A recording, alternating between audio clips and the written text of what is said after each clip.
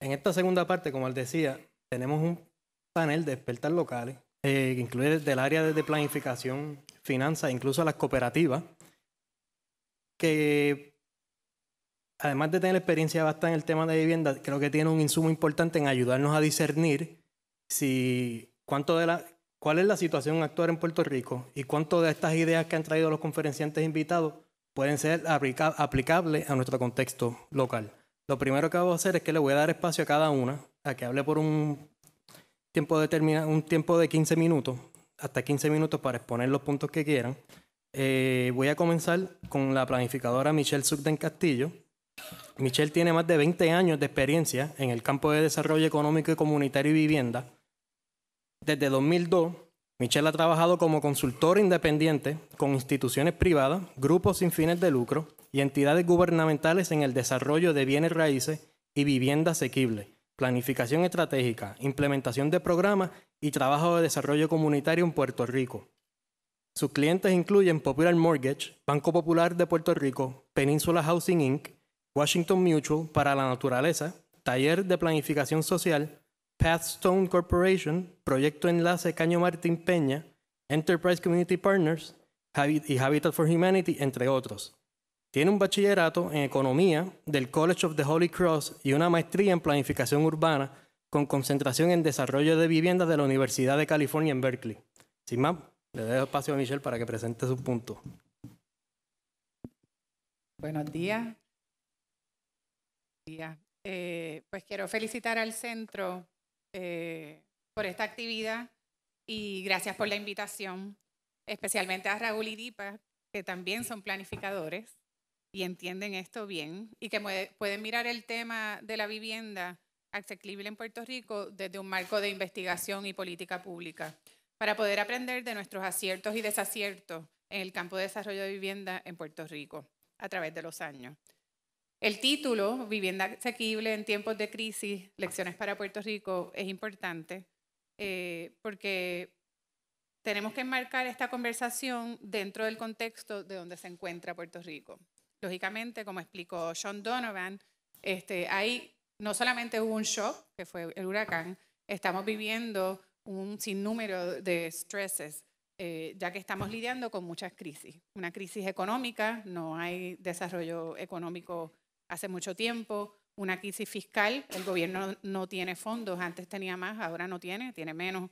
Estamos trabajando con la secuela del huracán, estamos en un ambiente post-desastre. Tenemos un pronóstico de una pérdida poblacional, que lo verán en mi slide, y un grupo de personas de mayor edad considerable y muchos de estos con ingresos limitados. O sea que el marco, si fuésemos, ¿verdad?, a hablar de muchos stressors y stressors prolongados, pues nosotros somos definitivamente un ejemplo vivo de todas estas cosas. La primera conferencia de Blueprint se enfocó en la titularidad y hoy nos toca hablar sobre asequibilidad. He tenido la dicha de trabajar, como explicó Raúl, con el tema desde varias perspectivas, desde el gobierno, la banca, como desarrolladora, implantando política pública y también programas. Aunque hoy voy a enseñarles la data que he recogido a través de diferentes experiencias, específicamente ahora, después del huracán, estoy trabajando con Habitat for Humanity y con Enterprise Community Partners. Hoy me quiero concentrar en tocar la dimensión humana detrás de las estadísticas.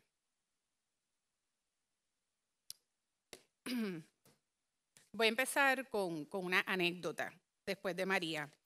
Después del huracán, yo, como muchos de que están en este salón, trabajaron en ayudar a las familias afectadas del desastre a apelar la decisión de FEMA en cuanto a la otorgación de ayuda bajo el programa de asistencia individual. Este programa, sabemos, nos otorgaba hasta $33,000 por familia en la etapa de recuperación. Este encuentro que voy a relatar sucedió en 2018 en el barrio La Mocha en Ponce. Conocí a una de las familias que recibieron los $33,000, que es básicamente encontrar una aguja en un pajar. Básicamente un milagro, porque el promedio de las familias en Puerto Rico recibieron $2,993 para reparar sus unidades. Y por eso, si ven ahí la data, compara un poco María, que es el último renglón, con el resto de los otros sitios que han recibido fondos de FEMA después de desastre. Solo 1,987 familias recibieron ese nivel de ayuda, los $33,000. Por lo tanto, yo estaba en la escuela Anselmo Rivera Matos y me tocó asistir a una madre soltera con un niño de como 2 años, tenía un bebé de 6 meses, que quería saber a qué agencia ella le tenía que entregar la documentación probando que había utilizado el dinero para reconstruir su casa. En ese momento, ella estaba viviendo con su suegra, ya que el terreno donde estuvo su casa, en la casa, había sido destruida por el huracán. Yo, lógicamente, ¿verdad? Yo que tengo tantas experiencias, soy desarrolladora, yo puedo resolver todas estas cosas, me le acerqué a ella me empezó a decir, no, pero es que a ti te dieron $33,000, pues esos $33,000 tú los vas a coger y vas a hacer un down payment en una casa. ¿Tú trabajas? Sí, yo trabajo, yo soy farmacéutica. ¿Pero dónde tú trabajas? No, yo trabajo en Villalba. Y yo, en Villalba, pero tú vives en el sector de La Mocha, en La Ponce. Dice, no, yo guío 1 hora a mi trabajo en Villalba. O sea, que ella perdía 2 horas de su vida yendo a Villalba y volviendo. Y entonces le digo, bueno, pues cómprate una casa en Villalba. Vete a Villalba, cómprate una casa. Yo te voy a dar el teléfono de Ponce NHS, que es una organización que trabaja en Ponce, que te puede ayudar. Y el USDA, tú vete y búscate una hipoteca. Bueno, lo que pasa es que yo acabo de empezar en ese trabajo y de verdad, mi suegra es mi vecina y me cuida a mis hijos. Y el nene va a la escuela en donde estábamos. Y de verdad, yo me gustaría volver a Ponce porque ahí es donde está mi familia.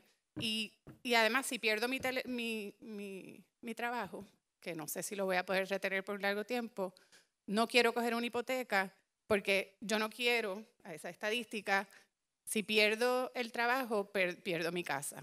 Por eso, esta persona decidió reconstruir su vivienda en su sitio. ¿Y cómo lo logró? Pues no sé, nunca he vuelto al sector La Mocha, voy a tener que volver a ver, pero lógicamente iba a ser una cosa gradual y no iba a ser una cosa rápido, ¿verdad? Pero no había educación, no había nadie acompañándola a ella en ese proceso. Ese encuentro me enseñó que muchas veces la consideración de una vivienda pues depende de muchos factores. Tu casa son muchas cosas.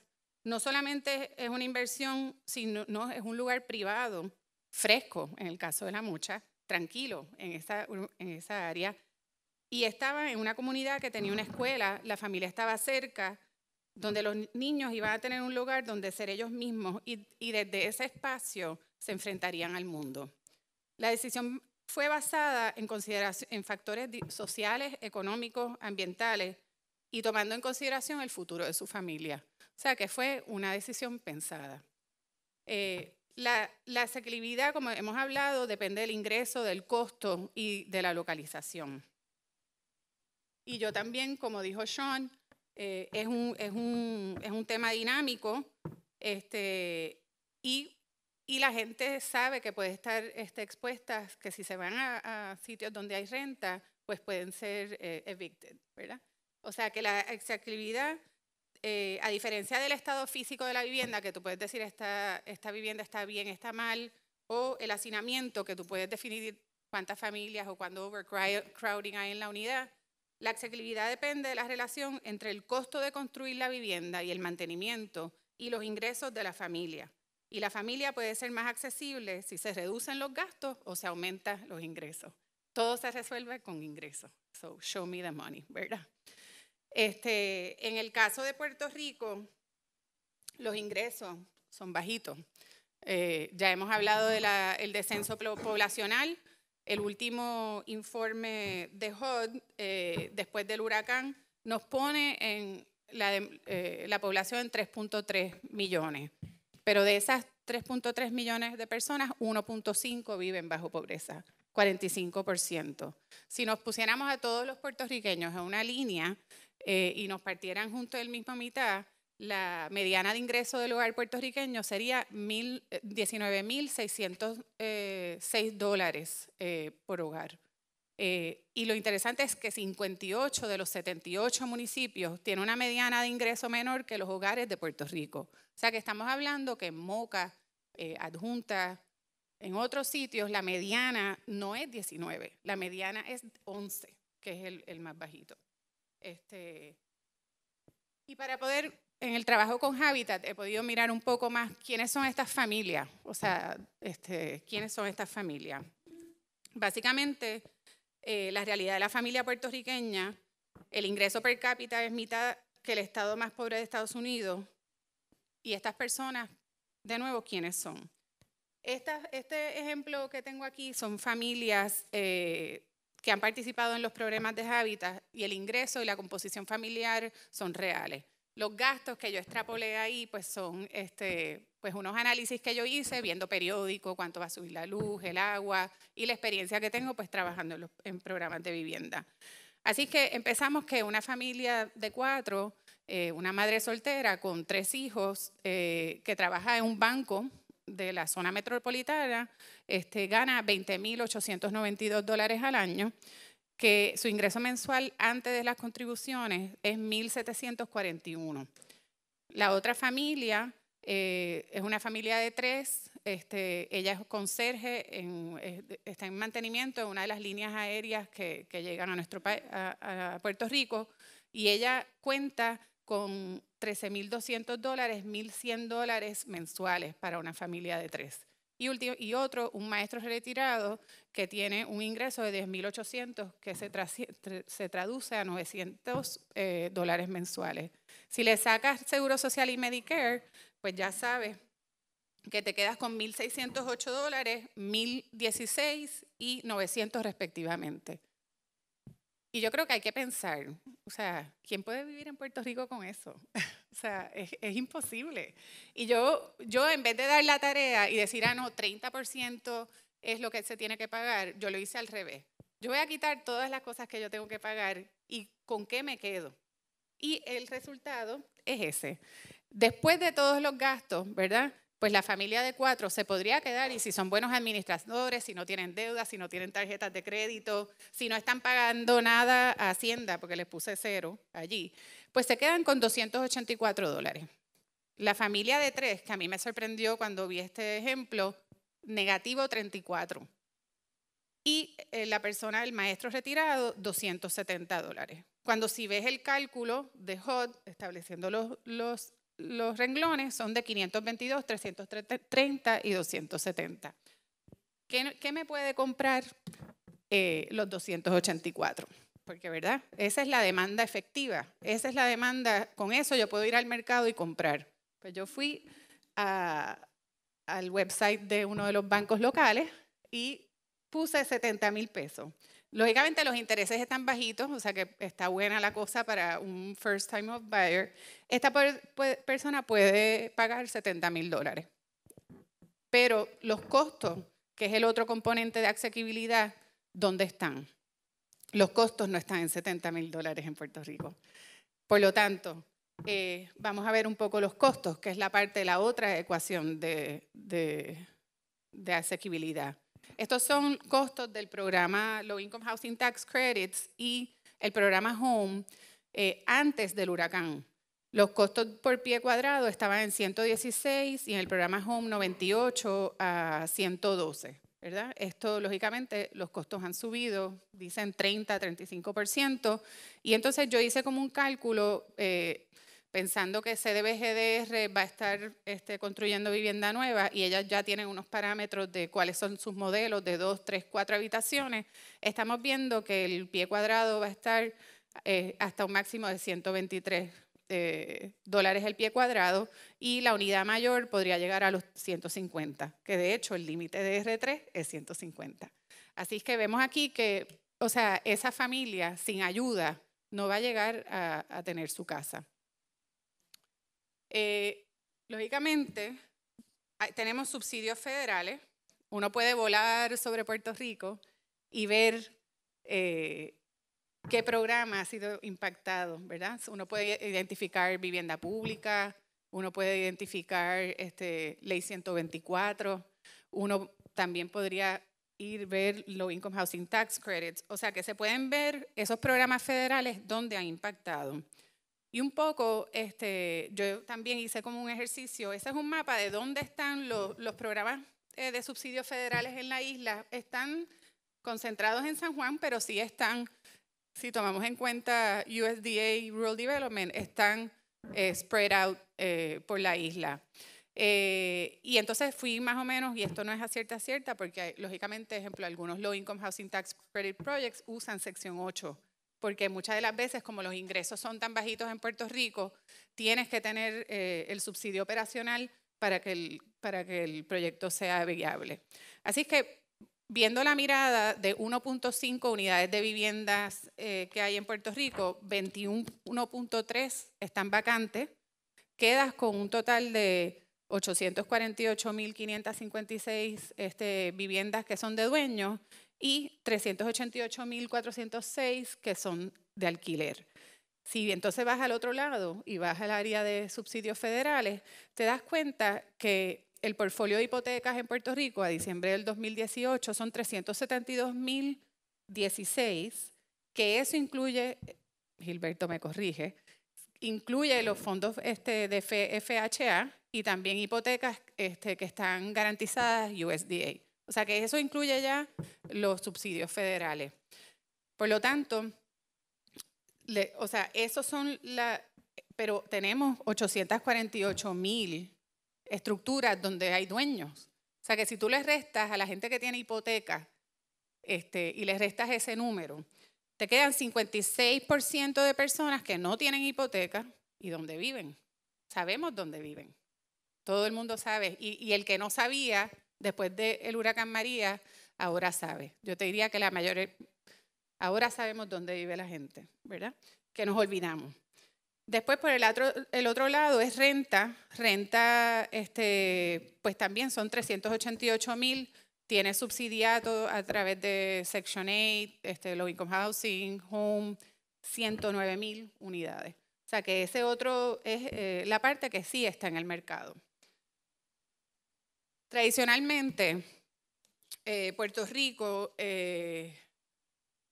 los modelos importados no son toda la solución, ¿verdad?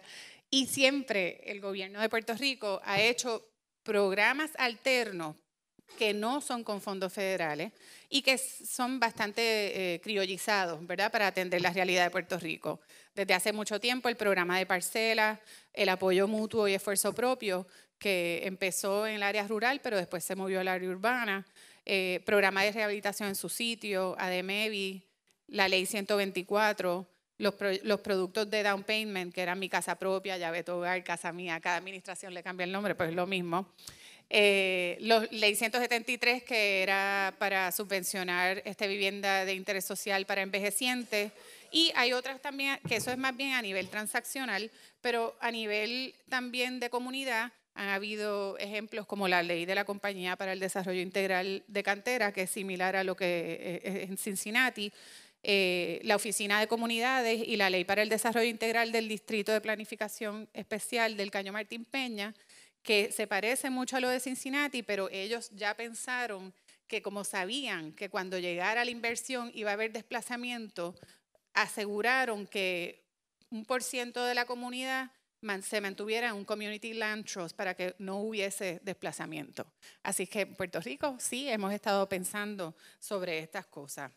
Por último, lo que quiero dar es unas recomendaciones y un poco pues reaccionando a lo que ellos han hablado, todo el mundo ha hablado, es que tenemos la oportunidad, tenemos estos fondos de CDBG. A diferencia de los Home, de los Lincoln LIHTC, todos los otros fondos, CDBG es flexible. Podemos diseñar programas que atiendan a la realidad. Es de verdad, y eso pues te lo agradezco a Sean, que estuvo a cargo de cuando se hizo CDBG y pensaron esas cosas, se puede ser flexible. Por lo tanto, podemos explorar y ver cómo se atiende ese gap que no va a cubrir los fondos federales tradicionales, pero sí pueden atender ese gap que queda sin atender. También hay gente, hay mucha gente aquí hay banqueros, hay desarrolladores, hay organizaciones sin fines de lucro, hay think tanks, hay asociaciones profesionales. No sé si hay alguien de gobierno. Bueno, aquí está el municipio de Caguas, que lo vi, y Toa Baja, y Loíza, Río Grande. El Estado no está. No. O sea que tenemos que sentarnos, todos tenemos que sentarnos a la mesa a discutir. Esto no es fácil, esto es complicado. Y de verdad, cada quien tiene su perspectiva. Gilberto, desde el Banco Popular, y Natalia pueden aportar sus perspectivas, igual que los planificadores. Nos tenemos que sentar en una mesa. Yo propondría, ya se me acabó el tiempo. Bueno, el programa yo pienso que se debe hacer un programa de regulación de vivienda. Hay mucha casa que se puede reparar, pero tienen que ser financiados por la banca y también tienen que estar acompañados por educación y cumplimiento de permisos. Pero esas cosas se pueden crear.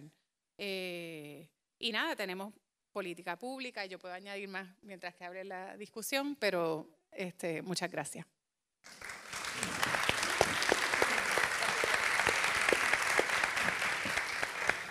Muchas gracias, Michelle. Ahora, el siguiente turno va a ser para Carmen Melero. Carmen cuenta con cerca de 50 años de experiencia trabajando asuntos relacionados al desarrollo y financiamiento de vivienda en Puerto Rico y Estados Unidos. Por más de 20 años fungió como vicepresidente de Popular Mortgage y fue aseguradora principal de FHA en el Banco Popular. Desde que se retiró del Banco Popular, Carmen ha trabajado como asesora para múltiples iniciativas de vivienda social, incluyendo el Fideicomiso de la Tierra del Caño Martín Peña y Habitat for Humanity Puerto Rico, entre muchas otras. Carmen cuenta con un bachillerato en Ciencias Naturales y una maestría en Planificación, ambas de la Universidad de Puerto Rico, y cuenta con estudios graduados en Arquitectura de la Universidad de Syracuse. ¿Sí, más? Dejo el turno a Carmen. ¿Dónde?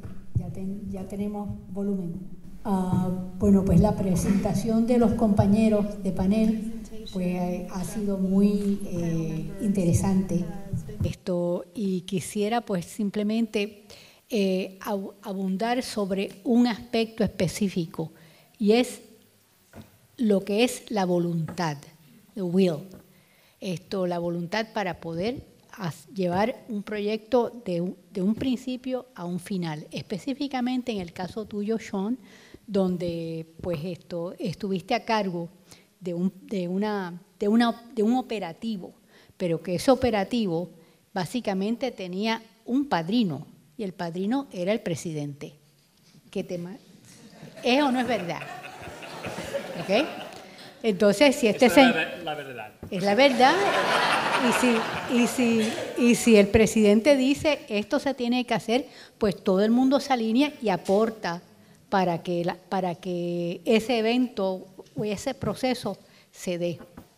¿Ok? Entonces, ¿qué sucede? Que aquí, y aludiendo al caso de Puerto Rico directamente, aquí en Puerto Rico se han diseñado innumerables instrumentos, bien sea de ejecución así como de planificación, pero en el proceso simplemente se utilizan, viene un cambio en administración, se desechan, entonces no hay continuidad dentro de un proceso.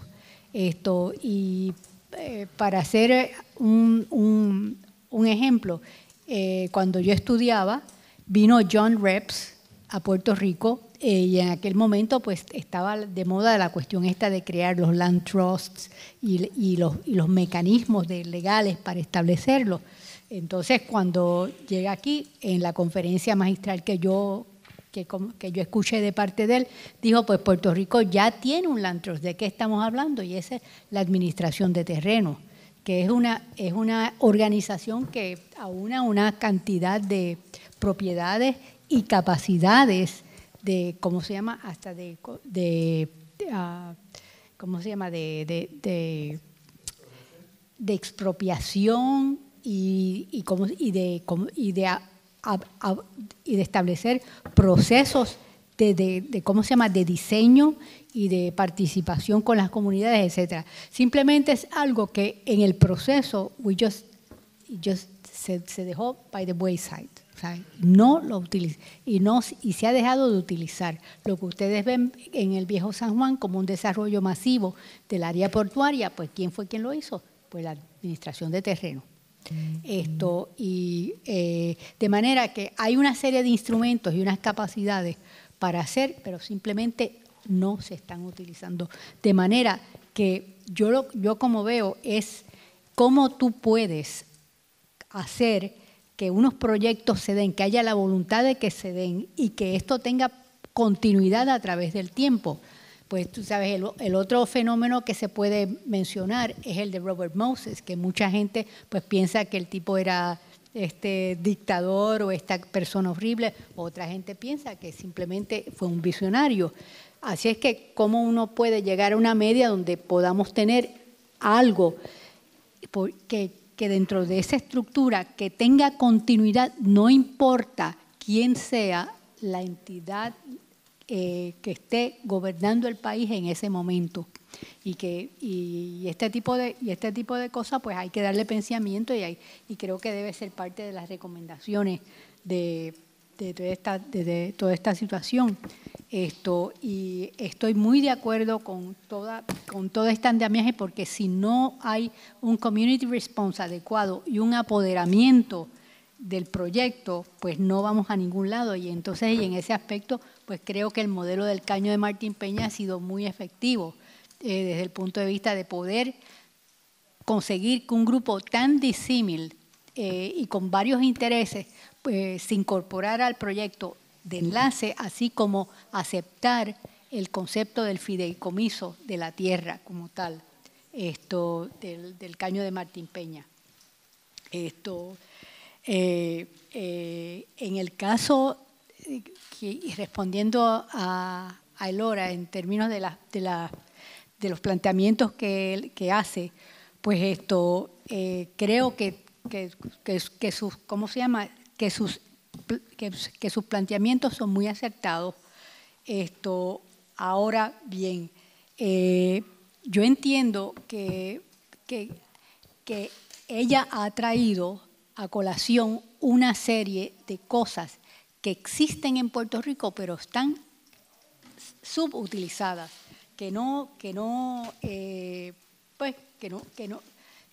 y aludo de nuevo a la parte esta del banco de tierra, del Land Bank, y la estructuración dentro de un community trust. En Puerto Rico ya hasta se ha legislado para tener un fideicomiso de tierra, un fideicomiso de vivienda que opere island-wide. Lo único que las entidades que se supone que se adueñen del proyecto pues no lo han hecho y no ha sido algo que sea, ¿cómo se llama?, se le ha permitido viabilizar dentro de un contexto operacional que pueda hacer obra. Y lo poquito que se hizo en un momento dado pues fue bien efectivo y bien utilizado. Bueno, en el caso del señor Reina, pues lo que quiero aludir es que el hecho de que tenemos uno de los ¿cómo se llama?, del conjunto de unidades de vivienda que va a ser afectado próximamente con ¿cómo se llama?, con el Sunset Provision, eso el Congreso brega con eso. Pero la cuestión es que el affordability period is about to expire. Y entonces, al ocurrir eso, pues vamos a tener una serie de proyectos que van a salir y posiblemente salgan al mercado como vivienda de venta, no como vivienda de interés social. De hecho, en un momento dado, pues nosotros y el Banco Popular estuvo envuelto en uno de los casos de LIPRA más grandes que se han dado, que fueron 4 transacciones simultáneas en un día, 916 unidades que se protegieron bajo LIPRA. LIPRA is gone, no vuelve. Y lo que me preocupa es que muchos de los proyectos pues han sido, que están entrando en esa fase ya, pues lo que está ocurriendo es que hay un proceso de resindicalización.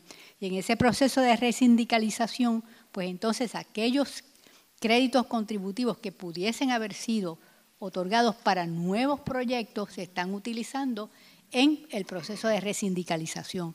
Entonces, ¿cómo es que nosotros podemos atender ese fenómeno? Y bueno, pues creo que ya tenemos más o menos el tiempo. No, después, tengo un par de cosas, pero quisiera traerlas más tarde. Muchas gracias, Carmen. Voy a pasar ahora con Irma Torres Suárez. Irma es abogada y asesora legal de la Liga de Cooperativas de Puerto Rico, que entre distintos tipos de cooperativas atiende directamente a cooperativas de ahorro y crédito y las cooperativas de vivienda. Sin más, voy a darle el espacio a Irma. Sí. Muchas gracias por la invitación. Muy buenos días a todos. Estaba un poquito preocupado porque yo no hice la asignación y no le mandé mi currículum vitae, pero yo soy la hija de mis padres y la hermana de todos los que quieran acuñar, ¿verdad?, la filosofía cooperativa como un modo para resolver situaciones. Así que la hermana de todos ustedes. Voy a traerle un poquito, tratar de hablarles brevemente de lo que ha sido la experiencia del movimiento cooperativo en estos procesos de desarrollo de vivienda en Puerto Rico. Debería tal vez decirle que la Liga de Cooperativas de Puerto Rico es una institución federada de cooperativas que tiene dentro de sus funciones la función de representar al movimiento cooperativo y de procurar la integración de todas esas estructuras que componen el movimiento. El movimiento, a su vez, se le conoce como movimiento cooperativo a los miembros, a los componentes de unas estructuras socioeconómicas que comparten, que practican una misma doctrina universal basada en la cooperación, en el esfuerzo mutuo, en la ayuda mutua como metodología preferencial para resolver todas las necesidades humanas. Así que, como la vivienda, ¿verdad?, es parte de lo que es una necesidad humana, pues entonces las cooperativas en Puerto Rico también hemos incidido en el proceso de acceso y desarrollo de vivienda, ¿verdad?, y de vivienda digna, que es lo que todos procuramos. La vivienda cooperativa en Puerto Rico básicamente comenzó a desarrollarse hacia el 1948 y hay una cosa interesante que me parece a mí es que el modelo cooperativo es un modelo que surge de la gente, es de base comunitario, ¿verdad? Es autogestionario. Así que básicamente los modelos que se han desarrollado en Puerto Rico de vivienda es, pues, obviamente, la gente identifica que tiene una necesidad y se reúne y aportan para tratar de resolver esas necesidades. Así que las primeras organizaciones comunitarias que se dieron eran las famosas cooperativas de solares. Era que la gente, ¿verdad?, hacia 1948 les hablé, se organizaban para adquirir solares. Una vez ellos adquirían los inmuebles, pues las cooperativas dejaban de ser y entonces se desarrollaron las cooperativas de hogares, porque ahora necesitaban levantar la estructura y la edificación, ¿verdad? También hubo en Puerto Rico unas iniciativas que se llamaron cooperativas de vivienda pública. ¿De qué se trató eso? Pues eran iniciativas comunitarias para convertir lo que era vivienda pública en vivienda comunitaria, ¿verdad? Y entonces las desarrollaron de forma cooperativa. Luego también hubo otras iniciativas que se les conoció como cooperativas de solares, pero esta vez no era que se unían para adquirir solares para hacer casas, era para poder adquirir los terrenos donde ya la gente tenía sus casas. ¿Okay? La gente por alguna razón, había invadido terreno y demás. O sea, le estoy hablando de iniciativas comunitarias que se convirtieron finalmente en cooperativas. Los modelos más recientes y que de mayor éxito han tenido en nuestra jurisdicción han sido los que se desarrollaron a finales de la década del 60, principios de la década del 70, que se conocieron como cooperativas de tipo gerencial o mancomunada. ¿Y de qué se trataba esto? Con la ayuda, en esta ocasión, ¿verdad?, con la ayuda gubernamental y a través de subsidios, ¿verdad?, de programas de subsidios federales, las comunidades adquirían inmuebles de vivienda multifamiliar, ¿verdad?, estructuras donde muchas familias podían tener hogares, y las adquiría la cooperativa, y eso se financiaba con una hipoteca común. Entonces, la cooperativa era la dueña del inmueble y se encargaba, y se encarga, porque son los ejemplos que tenemos ahora, actualmente todavía no, tenemos 13 cooperativas en Puerto Rico. Con esta modalidad nos quedan 10, porque después les voy a hablar de otra nueva modalidad. Pero la cooperativa se encarga de pagar la hipoteca, de administrar, ¿verdad?, el inmueble y de darle todo el mantenimiento y todo lo que requiere, ¿verdad?, unos inmuebles de esta envergadura. Lo cierto es que son comunidades que han sido muy exitosas. Se organizan, son comunidades sumamente organizadas, no dependen del gobierno central ni para el recogido de basura, ni para el mantenimiento de sus calles. En su organización interna tienen recursos y programas para asistir según las necesidades que tiene la comunidad, ¿verdad? Hay comunidades que tienen gente más joven y entonces tienen servicios para cuidado de niños, tienen hay otros que tienen huertos caseros, pero hay otros que tienen gimnasio.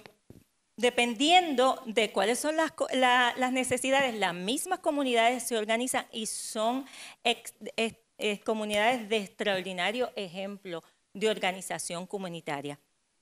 Finalmente, ya en el 2004, entonces se aprobó una nueva ley general de cooperativas en la que se aprobó lo que eran las cooperativas o lo que son las cooperativas de vivienda de titulares, que son estas cooperativas, daban la facultad a estas comunidades de poder hacer una conversión de esas cooperativas mancomunadas o de tipo gerencial a cooperativas de titulares. ¿Qué significa? Ahora las personas podían tener título de propiedad o pueden tener título de propiedad sobre la unidad que es susceptible de vivienda independiente.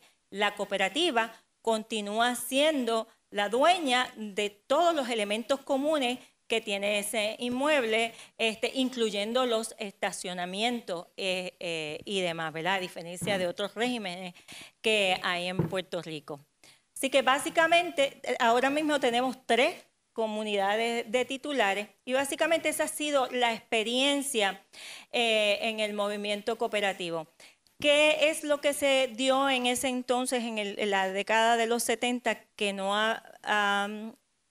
hay en el presente, ¿verdad? Es una coyuntura donde se unió la comunidad y la necesidad con una política pública clara del gobierno y una acción afirmativa, ¿verdad?, del gobierno a favor del desarrollo de esas comunidades, a la misma vez que una apertura del gobierno federal, ¿verdad?, para ser aplicada a las necesidades nuestras. Porque un poquito, ¿verdad?, ahora reaccionando a los compañeros, muchas de las cosas que nosotros vemos cuando hay ayudas que nos vienen del gobierno federal es que no necesariamente tenemos margen para la iniciativa nuestra, ¿verdad?, para iniciativas que respeten de alguna forma la idiosincrasia del puertorriqueño y lo que es nuestros aspectos culturales y demás.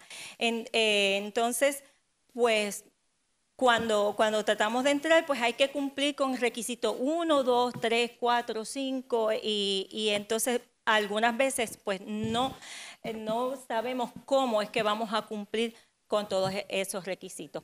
Por otro lado, pues también las cooperativas han aportado en el desarrollo de vivienda en Puerto Rico, claro está, desde el punto de vista del sector financiero. Nuestro sector financiero pues provee como la banca, ¿verdad? Todo tipo de servicios hipotecarios y préstamos hipotecarios también cuando están certificados y demás por los programas federales como FHA y todas esas cosas.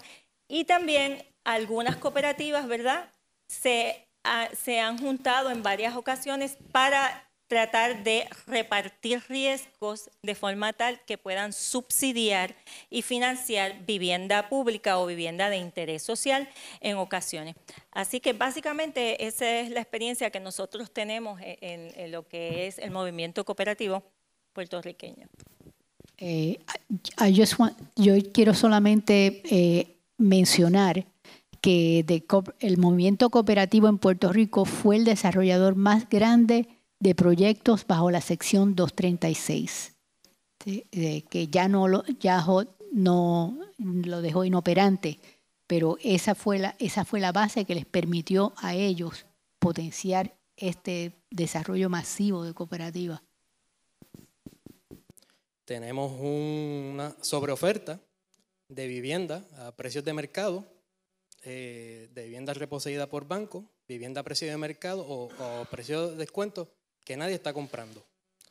A la misma vez, tienes una lista de espera de alrededor de 20,000 personas para vivienda pública, una lista de espera de alrededor de 8,000 personas para Plan 8, y tienes un alto nivel de ejecuciones hipotecarias. Eso quiere decir que tienes un sector de casas que nadie está comprando y una demanda de casas que nadie está supliendo. Eso identifica que hay un problema estructural.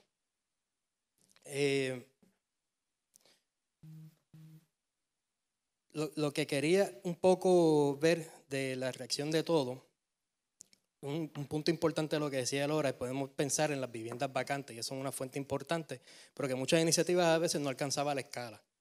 Y le quería hacer la pregunta sobre todo a los panelistas locales si entienden cuáles son algunas de esas medidas complementarias que se pueden considerar para suplir esa demanda o atender esa demanda de vivienda asequible, reconociendo la realidad de Puerto Rico. Bueno, como dije antes, tenemos una oportunidad y son los fondos CDBG. O sea que todo este tipo de ideas se podrían estructurar para crear ese tipo de cosas. También hay estructuras que existen ya, como es el FIDEVI, que hay un fideicomiso de vivienda que tiene la capacidad de hacer land banking y tiene la capacidad de poder ser repositorio de estructura. Se tiene que pensar, pero yo creo que entiendo que podría haber la posibilidad de hacer algo similar. En este caso, donde lo que hay es una desarticulación de lo que se produce y lo que se puede utilizar. Creo que tenemos que, por un lado, bregar con el ataque que hemos tenido enorme de la industria del desastre, donde hay una serie de individuos que bajan a Puerto Rico y una serie también de desarrolladores que piensan que la solución es construir más. ¿Construir más para quién?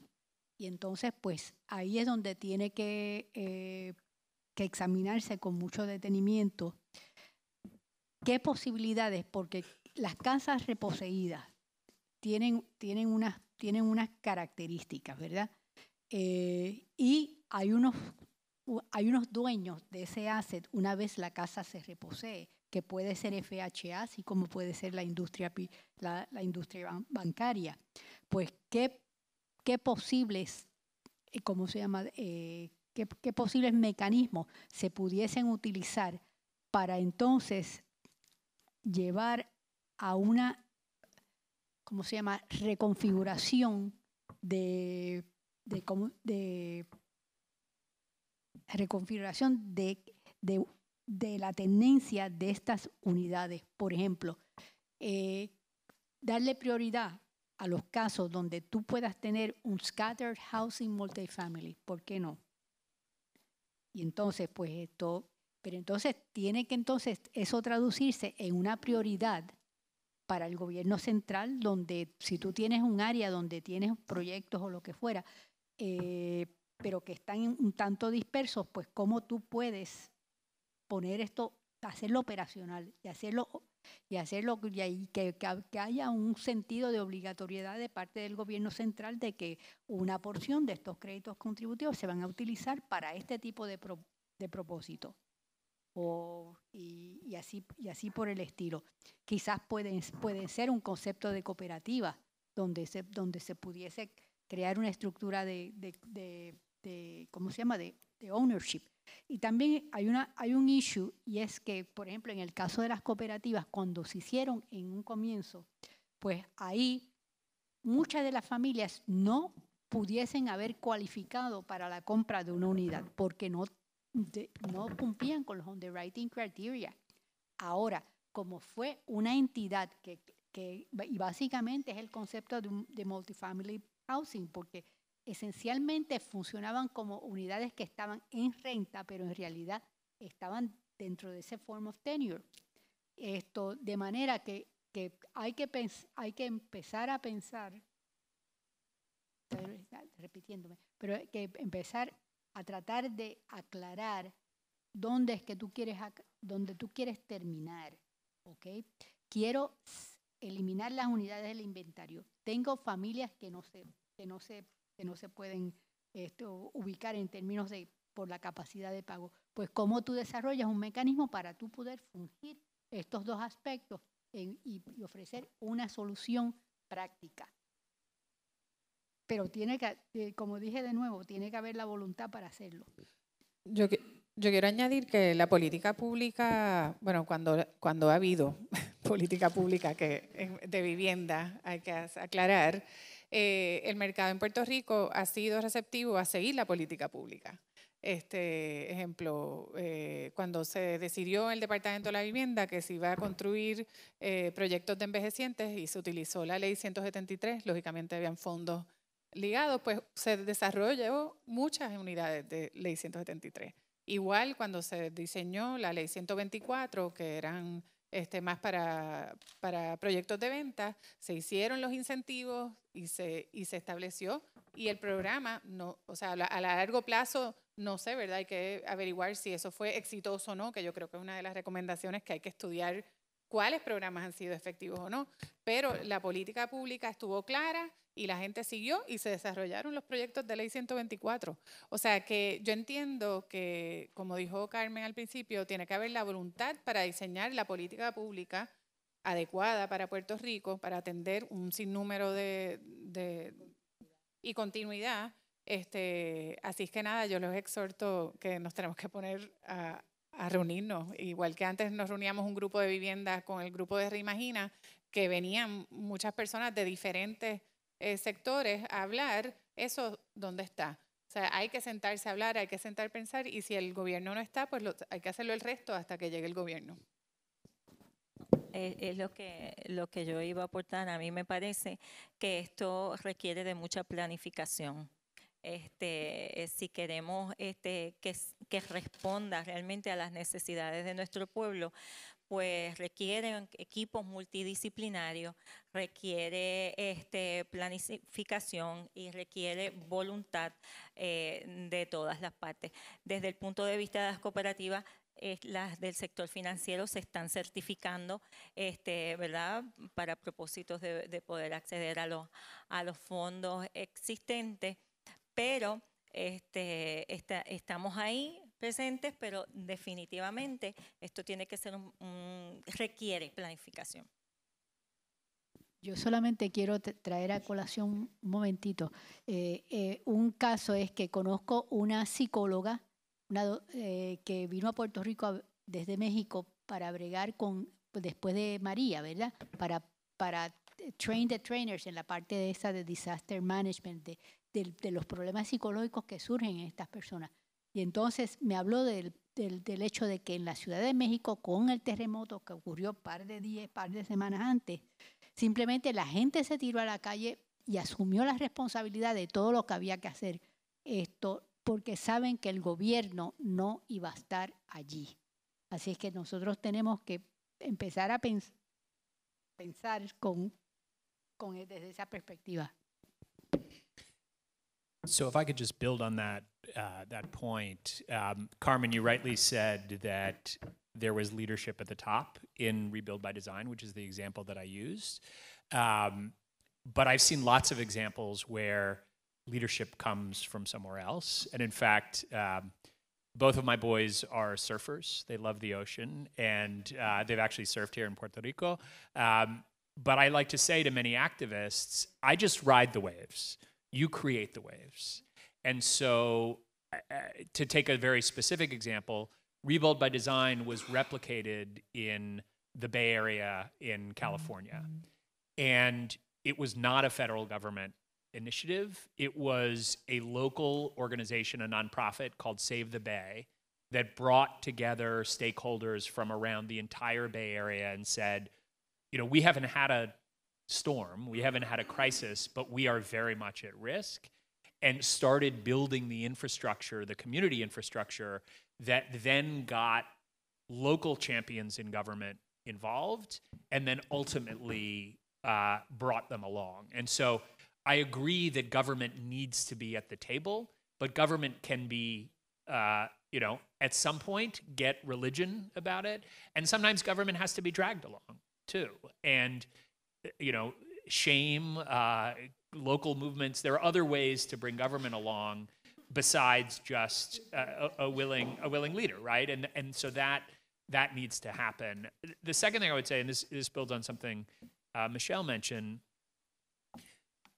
you have a very, very unique opportunity with CDBG. The scale of the resources and the flexibility of the resources is something that may not come again for a very long time. And I think in different ways, all three of us as the examples that we used really looked at the opportunity that in some cases it's government, but in other cases it's other organizations within communities coming together.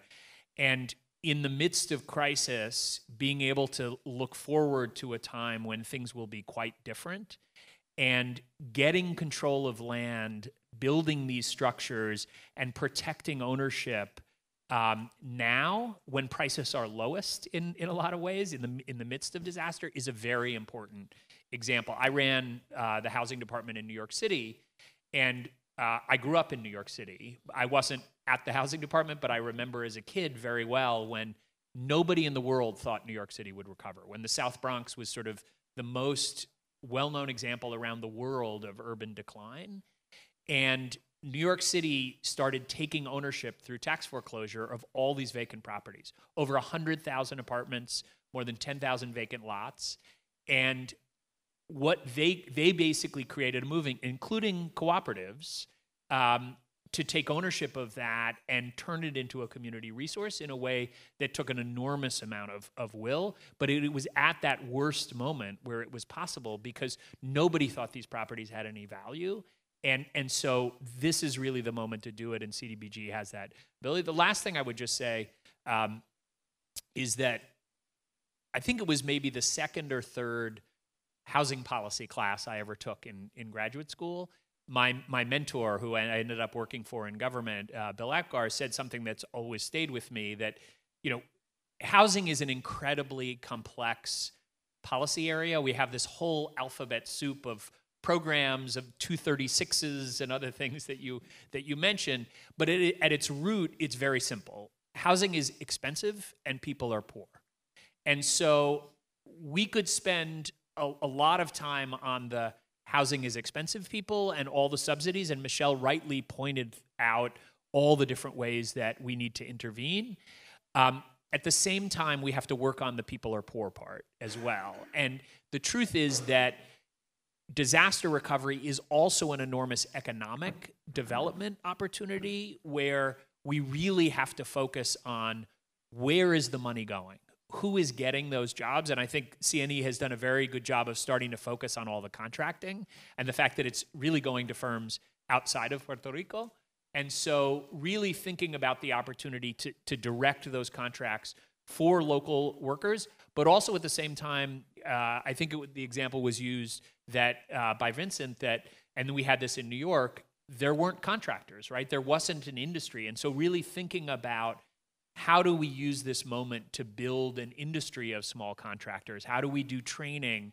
And how do we really put pressure on where these contracts are going to make sure that this is an opportunity not just to build better housing, but to raise people's incomes so that they can afford better housing?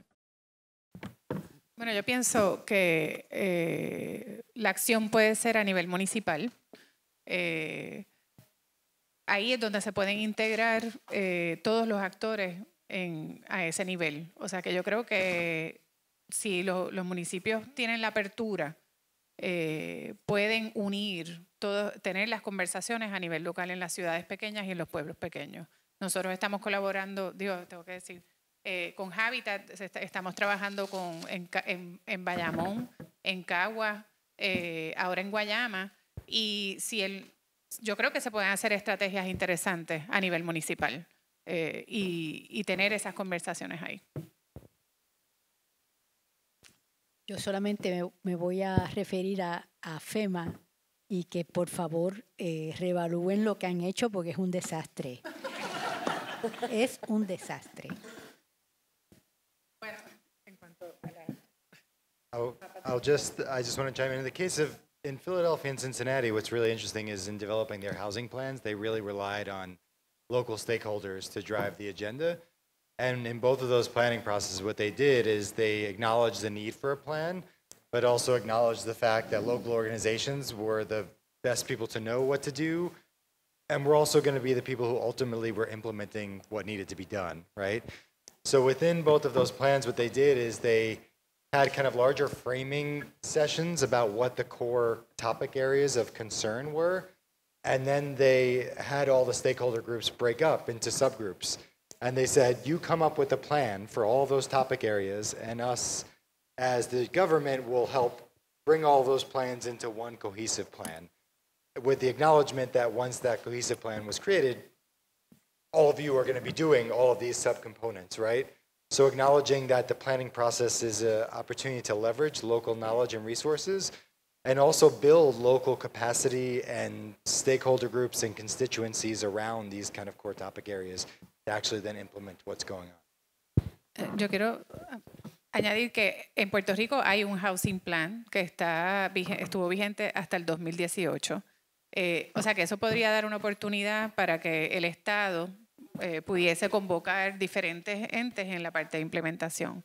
Y la otra cosa es que los municipios y el gobierno se tienen que dar cuenta que el rol debe ser facilitador y que es como tú dices, que debe haber crear el espacio para que las organizaciones sin fines de lucro, las cooperativas, la banca sean los implementadores. Pero ellos tienen que reconocer que sí pueden crear el framework, pero tienen que dejar a la otra gente actuar. I have sort of an unusual response to that question of how to ensure community engagement, but I have done some work in the South Pacific, working on land tenure issues and dealing with the Asian Development Bank. And some of the ways that we were able to ensure community involvement in decisions about land tenure was to use their own accountability processes.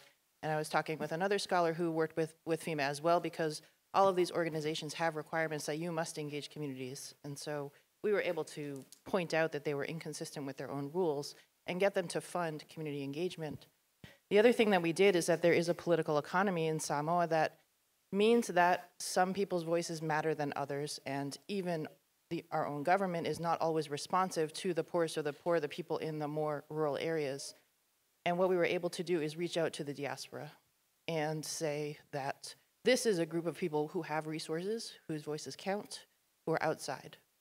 So they're not affected by the local government. And also, they very much care about land, because the decisions about land actually affect their ability to come back. So it was interesting, like we reached up and out. And that was how we were able to create a situation where more community involvement took place in these decisions about very crucial issues about land. So I want to echo all the comments that have been made about community engagement.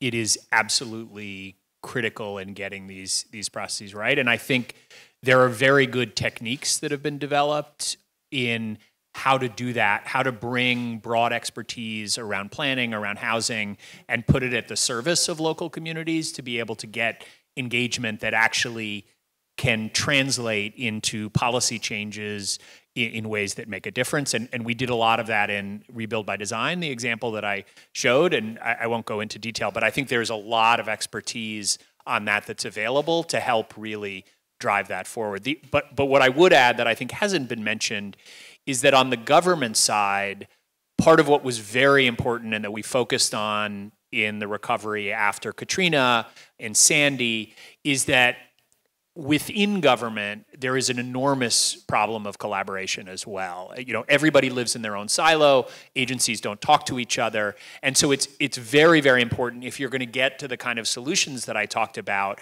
where you're not just building flood walls, but you're actually building resilient communities, you need to have a very focused effort to put the different agencies that are responsible at the table together. And often they don't know each other. I mean, it's literally, they may be in the building next door or the office next door, but they've never worked together. And we did a lot of this, Janet Napolitano and I, when she was head of Homeland Security, put together a whole framework for collaboration that's now sort of supposed to be the standard for the way that we work together. I'm sure you know about it at FEMA, that tries to bring the agencies together, but executing that is really, really important. I wanted to respond to some of the other questions as well that folks brought up in various ways. One is about the flexibility of the plans that are done for CDBG. There is enormous flexibility to do amendments, and so you should be very focused on getting to the right answers and then pushing to get updates to the plans, because you know, in every single disaster I've seen, there's an initial plan, but it evolves over time, and there's plenty of opportunity to do that. So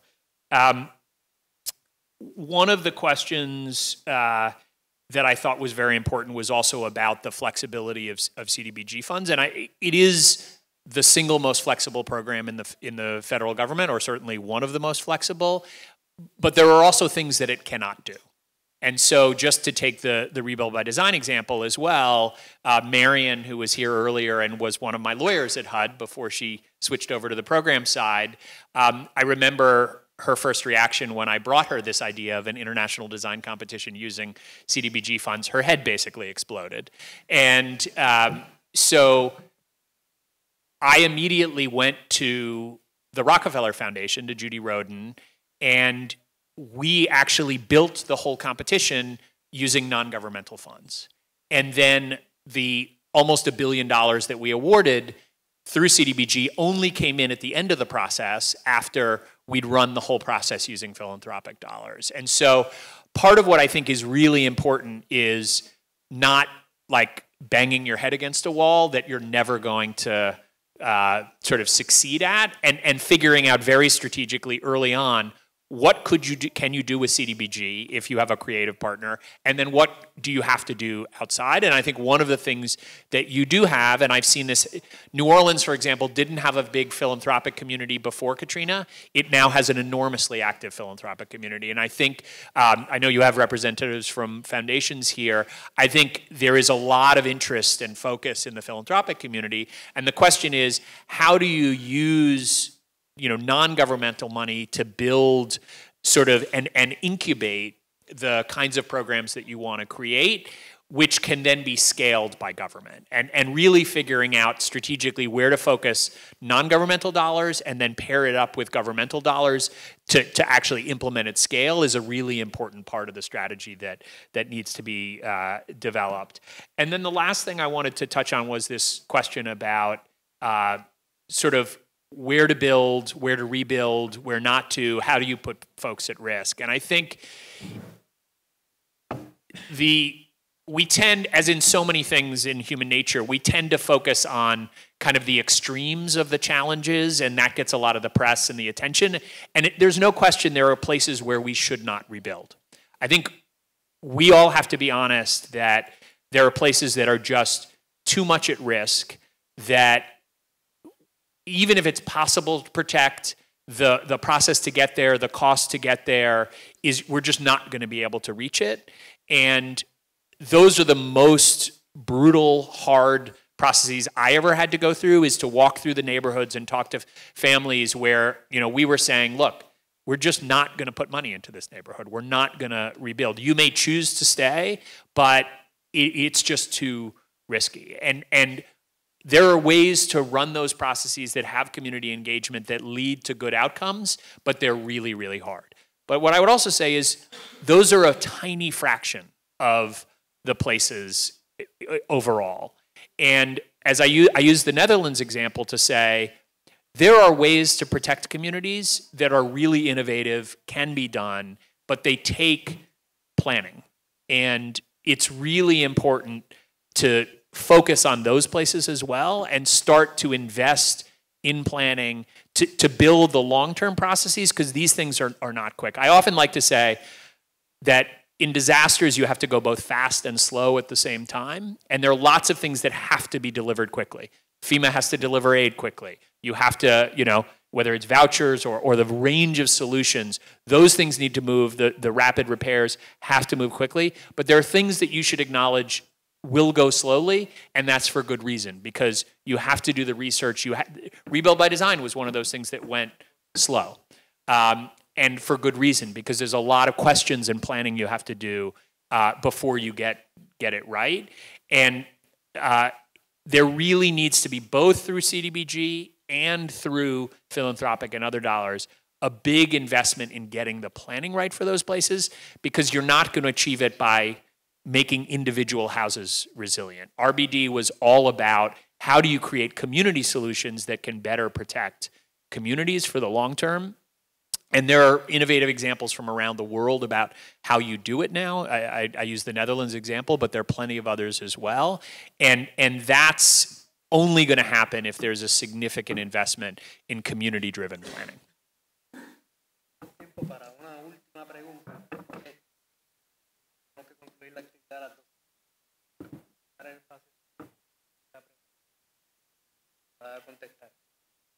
Sí, me llama la atención que muchas veces en foros donde se discute la asequibilidad de la vivienda, no se menciona de forma más profunda la realidad de la autoconstrucción en Puerto Rico, ¿verdad? Que es una de las soluciones a las que las personas acuden para poder resolver su situación. Michelle de alguna manera lo mencionó a través de su historia, indirectamente, pero no desde el punto de vista de las políticas y cómo aprovechar esta inversión de fondos para poder no ver la autoconstrucción necesariamente como un mal, sino como una posible solución, si se acompaña de la forma adecuada. Y me gustaría tener la reacción de ustedes en cuanto a ese asunto, ya que en Puerto Rico hay una alta tasa de vivienda autoconstruida y que es la solución por excelencia, sobre todo cuando los fondos no llegan a 2 años del huracán María y hay todavía 30,000 familias viviendo bajo un techo azul o un toldo.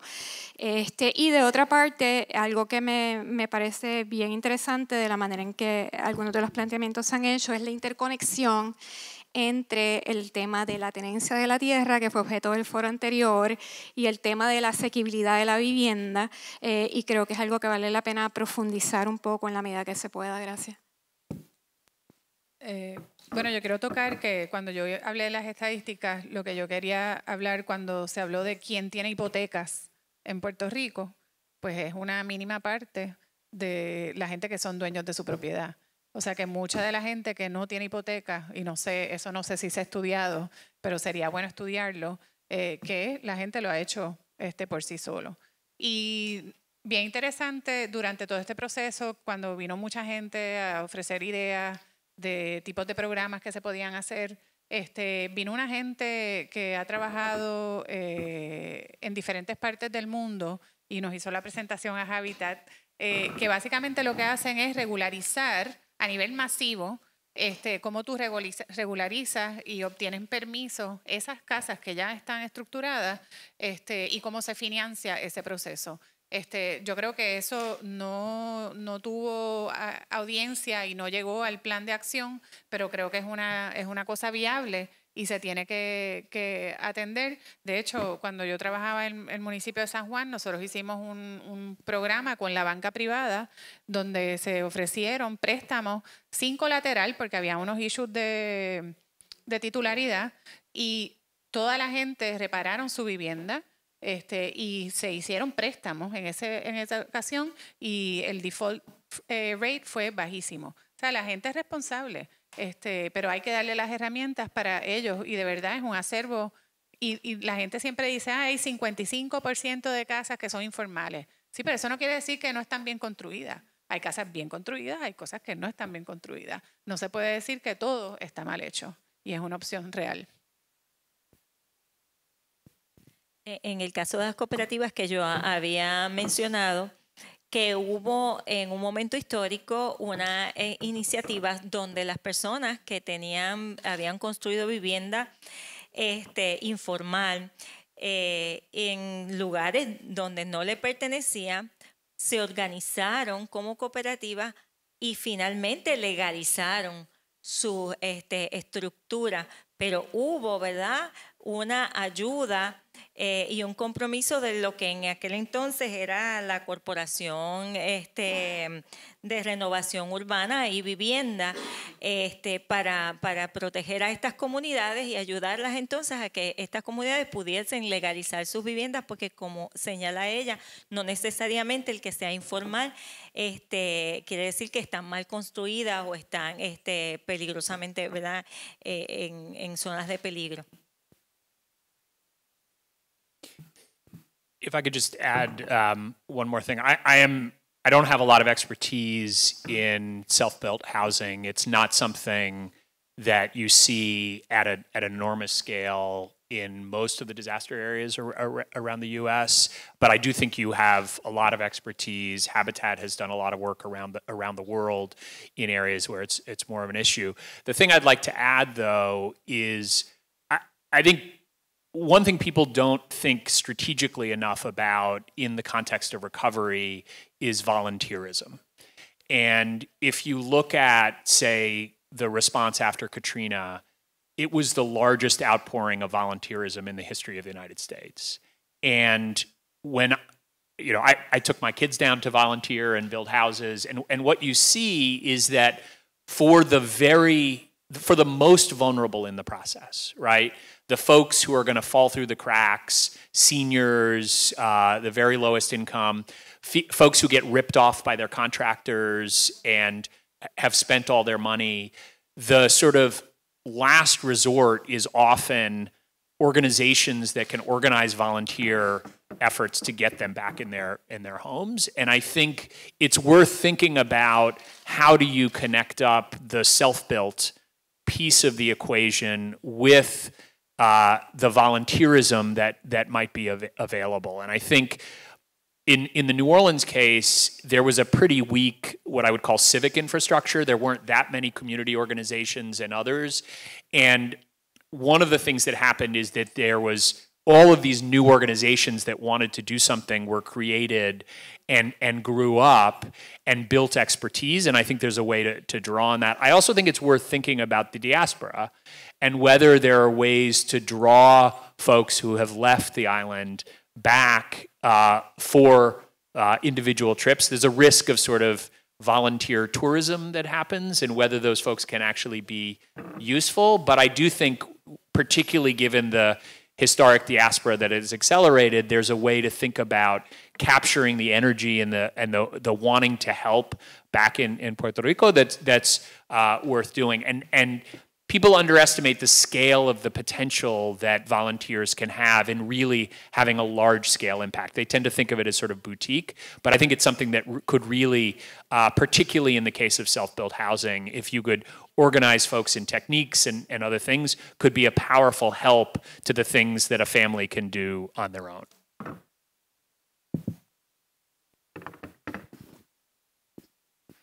Bueno, yo creo que hasta aquí llegamos por hoy. Vamos a dar por concluido el evento. Le quisiera dar las gracias a todos los que pudieron llegar, gracias a todos los panelistas que dijeron presentes, a proveer su insumo. Creo que ha sido una conversación muy productiva que tiene que continuarse. Tiene que continuarse, porque hemos levantado preguntas nuevas que todavía hay que encontrar respuestas más contundentes. Pero yo creo que, espero que de aquí se pueda abrir el camino para eso. Así que muchas gracias a todos.